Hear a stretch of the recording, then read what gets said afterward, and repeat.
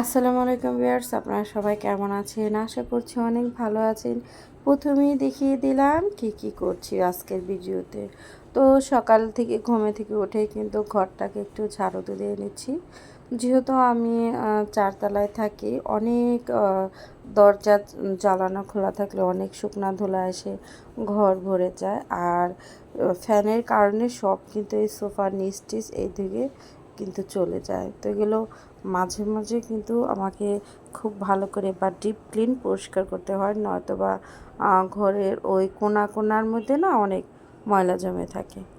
তো এখন যাচ্ছি একটু বাজারে, তো বাজারে থেকে কিছু কেনাকাটা করব, অর্থাৎ সবজি বাজারে যাচ্ছি আর কি। তো সেটা একটু শেয়ার করলাম। আর এখানে নিয়েছি আপনার হাফ কেজি বাগদা চিংড়ি। তো এই বাগদা চিংড়িটাকে আমি কেটে পরিষ্কার করে নিচ্ছি, লাউ দিয়ে রান্না করব। তো এই লাউ দিয়ে রান্না করব। লাউটা কিন্তু আমাদের সবারই অনেক পছন্দের একটি খাবার। তো এই লাউটা কিন্তু দেখতে ছোটো মোটো হলেও কিন্তু কেমন যেন একটা শক্ত হয়ে গেছে। তো আমি কিন্তু লাউটাকে দেখতেই পাচ্ছেন কাটছি কীভাবে। তো আরেকটু নরম হলে বেশি ভালো হতো আর কি। আর দেশের লাউগুলো না বেশি মজা লাগে। আমি যে আমার শ্বশুরবাড়ি গ্রামে যখন যাই, তখন কিন্তু যে এটা হয়, লাউগুলো পাওয়া যায়, ওগুলো কিন্তু খেতে খুব মজা হয়ে থাকে। কিন্তু আমরা এখান থেকে যে লাউটা কিনি, এগুলো সবই দূরে দূরে থেকে আসে, মানে লাউগুলো খুব একটা মজা হয় না। মাঝে মাঝে অনেক মজার লাউ পাওয়া যায়। তো যাই হোক, লাউ কেটে নিচ্ছি, লাউ দিয়ে চিংড়ি মাছ দিয়ে রান্না করব। তো দেখতে পাচ্ছেন লাউয়ের পিসগুলো করে নিচ্ছি। তো লাউয়ের অর্ধেকের একটু বেশি রান্না করব। আর অল্প কিছু রেখে দেব ডাউল দিয়ে রান্না করার জন্য। তো এখানে আমি চিংড়ি মাছ নিয়েছি, দেখতে পাচ্ছেন এই ৫-৬টা চিংড়ি মাছ দিয়ে কিন্তু লাউটাকে রান্না করব। এই চিংড়ি মাছগুলোকে আমি কেচি দিয়ে কেটে ছোট ছোট করে দেব। যদি এরকম আনাম চিংড়ি দেওয়া হয়, সেক্ষেত্রে কিন্তু আমার বাচ্চারা এমনি উঠেই খেয়ে ফেলবে। আর যেহেতু ছোটো চিংড়ি দিয়ে রান্না করলে আপনার এক মুঠ চিংড়ি দিলেই হয়ে যায়, যেহেতু ছোটো চিংড়ি নাই, এর জন্য এই চিংড়িগুলোকেই আমি কিন্তু ছোট ছোট পিস করে নিয়েছি।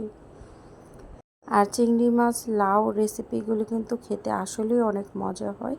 যারা সবজি পছন্দ করেন তারা কিন্তু জানেন যে চিংড়ি মাছের লাউ সবজিটার আলাদা একটা মজা তারপরে হয়ে থাকে। তো এখানে আমি পরিমাণ মতো লবণ, হলুদ, মরিচ কিন্তু দিয়ে দিচ্ছি।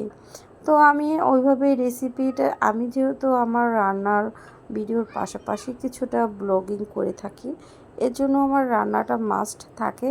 তারপরে হচ্ছে তো আমার যে ব্লগিংয়ের ব্যবস্থাটা সেটা থাকে।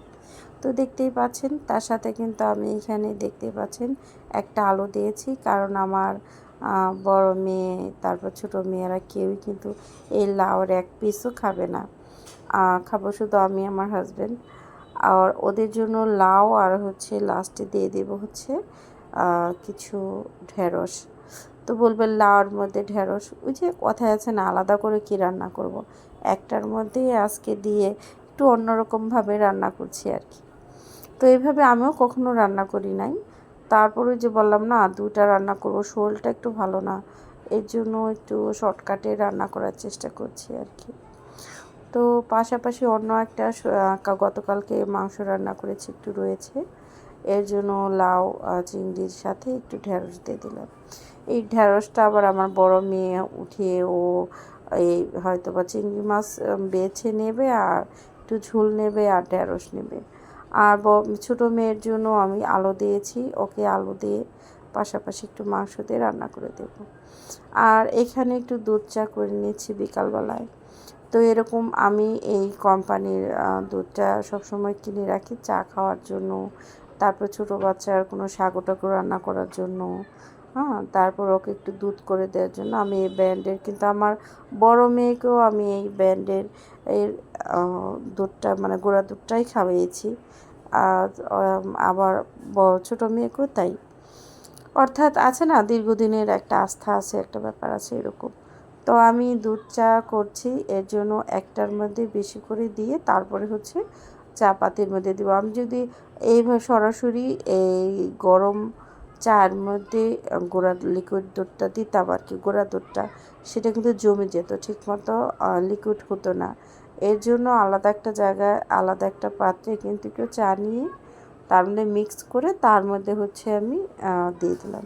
সেক্ষেত্রে দুধটা কিন্তু ফেটে যায় না। তারপরেও দেখেন দু এক পিস মানে ভাসতেছে। এর জন্য সাবধানে অনেক কাজ করতে হয়, যে গৃহিণীদের অনেক কিছু বুঝে আসলে কাজ করতে হয়।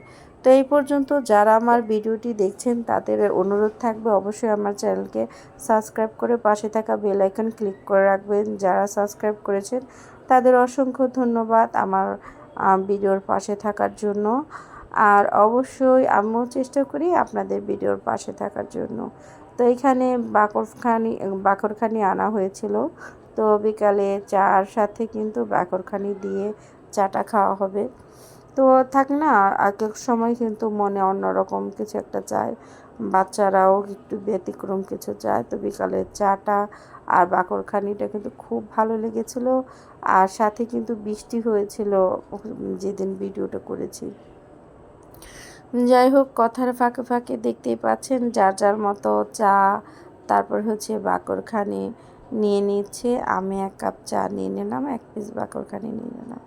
তো যাই হোক, ভিডিও এই পর্যন্তই রাখছি। সবাই ভালো থাকবেন, সবার জন্য শুভকামনা রইল। আল্লাহ হাফেজ।